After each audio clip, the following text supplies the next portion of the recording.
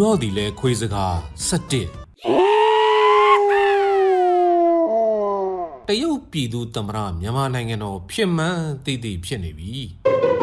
ဟိုခွေးကောင်ကတော့ဥကောင်းတော့ဥရာမှခွေးတအုပ်လုံးဥရာစစ်မင်း30တိုင်းရင်းသားတွေပေါ်လက်နက်နဲ့ဘိုးကြနိုင်ငံရေးနဲ့လူလဲကြကောင်းကောင်းနဲ့ကြလာလိုက်တာဟောခုမြန်မာနိုင်ငံတချမ်းတရုတ်ပိုင်သွားပြီဝင်လာသမျှတရုတ်ရောဝင်မလာသေးသမျှတရုတ်ပါမှတ်ပုံတင်တွေလုပ်ပေးလိုက်တာအိမ်အောင်စုစရင်တွေထုတ်ပေးလိုက်တာpassport တွေထုတ်ပေးလိုက်တာဆိုတာနှစ်ပေါင်းဘယ်လောက်ရှိပြီလဲဟောခုကိုပြည်တဲ့ကိုမြန်မာမဝင်ရစာထုတ်ခံရတဲ့စောက်စင်အမြဲကင်နေကြနိုင်ငံရေးဆိုင်ဖို့ဒို့တာဝန်အရေး3ပါးတောင်မြောင်းနဲ့ပြစ်ထားလိုက်ကြတဲ့အခြေပြည်ပအာကိုပစိန်ရိုးကတော့စစ်အုပ်စုကသူတို့ဖင်နဲ့သူတို့ပြန်ထိုးထားတာကြပြီအခုကျန်တဲ့တချမ်းကိုအော်မီတော်ဖု့ဖို့ငပုတရုတ်ကြီးစီတလုတ်စီးသွားပြီမသွားလို့ကမရ one belt one road one country အလုတ်ခံဖို့တရုတ်ထံသို့ပါလေ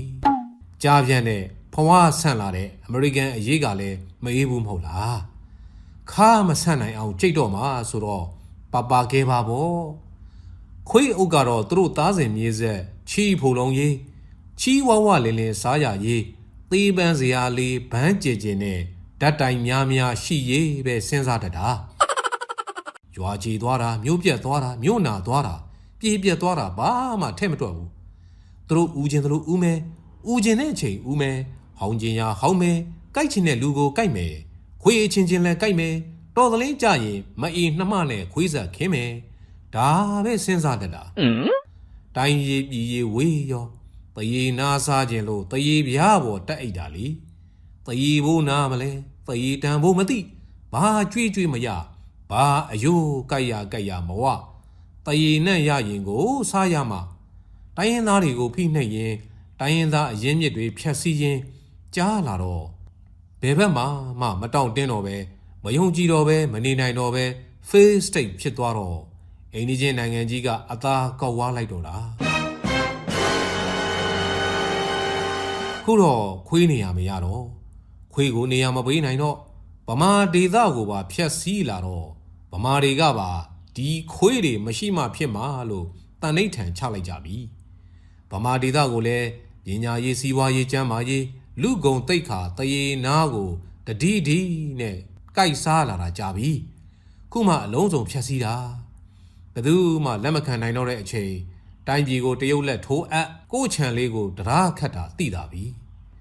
အဲ့ဒါလိုတိုင်းရင်းသားတွေကိုရောပြည်မဗမာတွေကိုရောနီးပေါင်းစုံကြိုက်သက်စားတောက်နေတဲ့ကောင်ကငိမ့်ချမ်းရီတဲ့ဥသေးတယ် What တရုတ်လက်ကျန်တိုင်းရင်းသားဒေသတချို့ကိုဖိတိုက်ပြီး Federal ဇန်ပေးငိမ့်ချမ်းရီခေါ်မယ်အဲ့ဒီကပြန်ဆုတ်လာတဲ့တက်တွေနဲ့ပေါင်းဗမာအညာဒေသကိုဖိထောင်းနှိမ်နှင်းလက်နက်ချခိုင်းမယ်နိုင်ငံရေးသံပြောင်းအောင်ဖြောက်မယ်ပေါ့လေပြီးမှထုံးစံတိုင်းကလိန်ကကြစ်တိုင်းရင်းသားဒေသတွေသွေးခွဲရင်သွေးကွဲလာတော့ပြန်သိမ့်ရင်ဒုံရင်ငပွဲဇက်ကိုပြန်ခင်းမယ်ဆိုတဲ့အချို့ဒီလိုနဲ့မြန်မာဟာထိုင်ဝမ်မတိုင်ခင်တရုတ်ရဲ့ one country ဖြစ်သွားတော့မှာခွေးကတော့ခွေးစာချီးလုံလောက်ရင်ဥလို့ဟောင်းလို့အဆင်ပြေတာကိုခွေးဆိုတာတရုတ်ကြိုက်အစားအစာလीတရုတ်လက်ထက်ရောက်ရင်တဖြည်းဖြည်းနဲ့ခွေးမျိုးတုံးမှကြမသိဘူးအဲ့ဒီတော့မြန်မာနိုင်ငံရဲ့အချုပ်ချာဆိုတာတရုတ်အဟွာလို့လည်းပြောနေကြပြီလေမြန်မာပြည်ကိုကာကွယ်စောင့်ရှောက်မယ်အချုပ်ချာအာဏာတည်တံ့ခိုင်မြဲရေးတို့အရေးဆိုတဲ့တပ်မတော်ကြီးရဲ့လက်မှာတိုင်းပြည်မြေကတလက်မှမကြမ်းမဲ့ဂိမ်းဆိုင်လာတယ်ဘယ်နယ်ဆက်ဖြစ်မြေကကြုံလာသလိုနယ်လိုက်ပယ်လိုက်ထိုးအပ်လိုက်ရတာတွေကလည်းတိတိတသာများလာတယ်မြန်မာမပုံတင်ကင်ထားတဲ့မြန်မာနိုင်ငံသားအတုတရုတ်တွေကပဲပြည်မကမြေတွေကိုပိုင်ဆိုင်နေကြတာတွေကလည်းဧကတန်ပေါင်းအများကြီးဖြစ်နေပြီမြို့ကြီးတွေရဲ့အကွက်ကွင်းနေရာတွေလည်းသူတို့ဟာဖြစ်နေပြီလေမြို့နယ်လိုက်နီပိုင်ဆိုင်ထားကြတာလည်းအများကြီးပါ10-20ခွန်ကိုကြည့်ရင်ကိုပဲကြားပြန်ဟာတက်စီကအာနာကိုထိမ့်ချုပ်သိမ့်ပိုက်တဲ့စီမံချက်တစ်ခုဖြစ်လာတာလဲသိသိသားနေပါပြီနောက်ထပ်စာချုပ်ချုပ်လိုက်တဲ့စီမံကိန်းတွေကတော့ one belt one road ကတဆင့် one country ဖြစ်ဖို့လက်နှလုံးလိုတောင်ရောက်ပေါ့ခုငါလာမှတရုတ်သွားပြီ ကြံတဲ့မြေချွေရင်းမရှိတဲ့ဆောက်ရှက်ဖြည့်ရင်းသွားတာသူ့ကိုရွေးကောက်ပွဲအတူလှုပ်ပေးပြီးလက်ဘက်တက်ပေးထားတဲ့စီတော့ဘယ်ချိန်သွားဟောင်ရတာပါလीအာဆီယံကတော့နိုးပါတဲ့ပူတင်ကဘလောက်ပဲအာဆီယံမြစ်တာရက်ပါတယ်ပြောဟိုကတော့ကြော်စွန်းပါတဲ့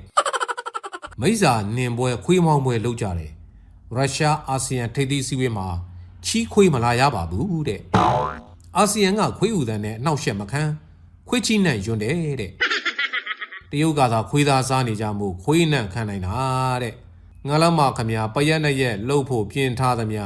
အလကားဖြစ်သွားတော့ရှီချင်းပြင်စီသွားပေပိလို့ရတော့တာပေါ့ပူတင်အားကိုနဲ့လူတော်တိုးရပြီနိုင်ငံတကာခေါင်းဆောင်တွေကြားလိုက်ရလို့ပေါင်ကြားကုတ်ရပြီထင်ထားသမျှဖင်ကားရတာလीအပိုင်းသေးကြတဲ့ခိုင်ရွှေဝါဆိုပြီးခဲလေးသမျှသိရေးကြဖြစ်ပြီဆိုတော့ဖြင်းကိုပဲအသေးသေးဆွဲပြရတော့တာပါလीအာဆီယံနဲ့ရုရှားဘာစကားတွေပြောတယ်ဘာစာချုပ်တွေချုပ်တယ်ကြားရတိုင်းငုတ်ထိတ်ဖင်ဆောင်ခေါင်းကိုတောင့်ပြီးညောင်ထိုးတဲ့နဲ့ဟောင်းနေရတော့မှာမို့လားအဲ့ဒီပွဲမှာထိတ်တန်းလုပ်ငန်းရှင်ကြီးတွေပါတက်ရောက်မှာဆိုတော့ဦးတန်းမဆဲစူညံပွဲကြီးလာတော့မည်ဖြစ်ကြောင်း